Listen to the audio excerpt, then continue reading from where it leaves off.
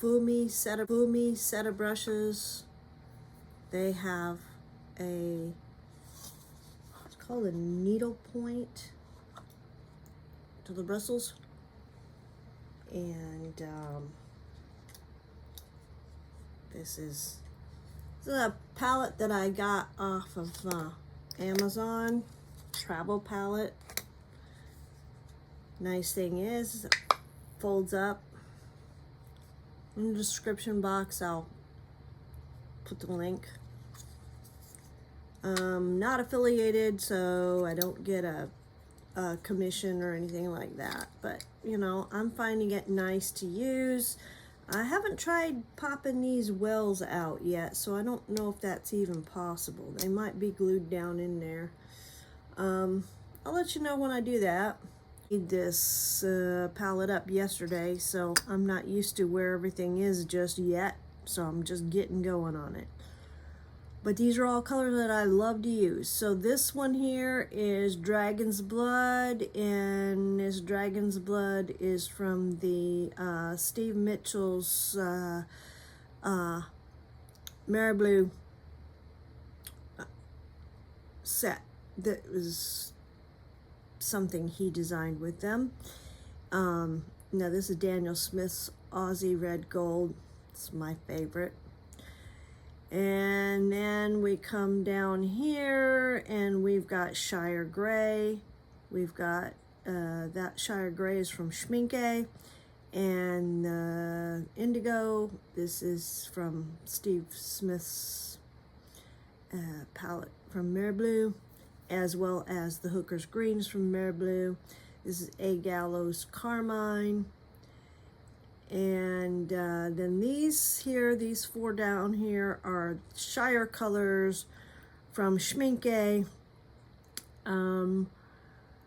This is the green, and then here is the olive green, and then there is their Shire blue, as well as their Shire yellow. So we have all these colors. And these are colors that I like for landscape and just kind of the earthy stuff for making forests, and yeah, landscape, and a little bit on for like backgrounds for the fantasy creatures that I make from time to time, and kid stories and like that. I'm just gonna pick up my camera right here and see. Hopefully this will work and show you. Here's one of them that I've done in the past that I gotta finish up. But yeah, so these Shire colors and some mixes and like that were a part of creating this. And then I'm gonna attach this to the front of the serious work that I'm doing right now. Anyway, so we have these interesting brushes, and I'm just going to try two of them because some of these are sizes that I seldom ever use, but I thought, okay, they're cool, and we'll find out what they do. Was not a super expensive set, so I don't feel bad in doing that. Okay, so I have three types of paper here that I kind of played with already. And this is hot press, the Fluid 100. I think it's made by Speedball. Maybe not. Let me see on the back. Yeah, speedballart.com. Okay, so I get their little, this is a block. It's just two sides are glued, and the top and bottom are not. Bend this back will make it a little easier. But anyway, this is a hot press, so it's real smooth, and it would be good for also doing work with watercolor pencils or just regular colored pencils. So I've already done some experimenting, but I'm just gonna start with just making a little line here and then come down here and make it deeper like that. Okay, so you can do stuff like this. Okay. I'm gonna charge it with a little bit of yellow. And I only got it on the tip of the brush. Yeah, that's the thing about this kind of paper. I didn't have it wet first, so charging it doesn't really happen. But hey, this is the first video that I have made on my Playtime Monday, because Mondays, that's what it is. It's self-care and just experimenting in the studio. So yes, this is Arches. This is Artisto. Did I say that correctly? And these came in a pack of 3 from Amazon, and we're not expensive. And the 140-pound paper is what attracted me. And I thought, okay, it's not expensive. I would rather have something that's 100% cotton, but it's a pH neutral surface and acid free. So having these pages like this, I actually bought it and gave one of these to my granddaughter, who's about 4.5 years old, something like that, and she's painting to be fanned. Does a good job for her age. So okay, now these are the ones from Speedball, and this is a hot press, and I also have the cold press.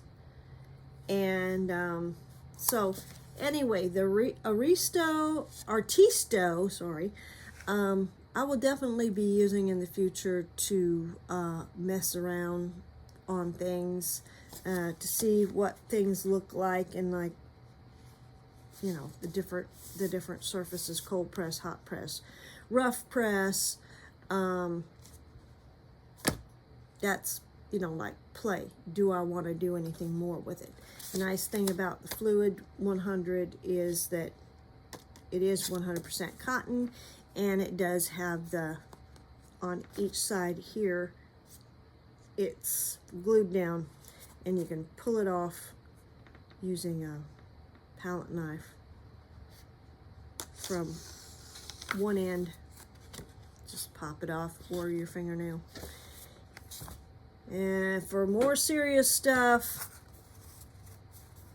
definitely I need to get another one of Arches, and then just keep it for doing only the serious stuff. But I love these. Most of my paper that I work with is Arches. I'm glad you stuck around this long, and now we're gonna hop over and you can see the serious work. But if you're interested in play stuff on Monday, let me know in the comment section below, because you know, I like playing with rice and sand and salt and seeing what happens if you drop this or that or the other on paint.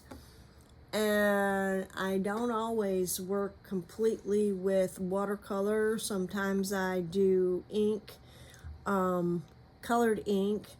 There's also colored pencil, both the regular colored pencil and the watercolor colored pencil. And I haven't picked up my brushes to do much with acrylics in a long time, so I might decide to do that. My style of working with acrylics was always a bit more like watercolor. Start with the lightest and work to the darkest. So that's, I guess, unique to me. I don't see a lot of people doing that. Anyway, I'm not going to yammer on anymore. I'm going to just boot you right over to the other video. And it's a short one. You ready? Ta-da! And this is where my paintbrushes usually hang for letting all of the water go down from the bristles.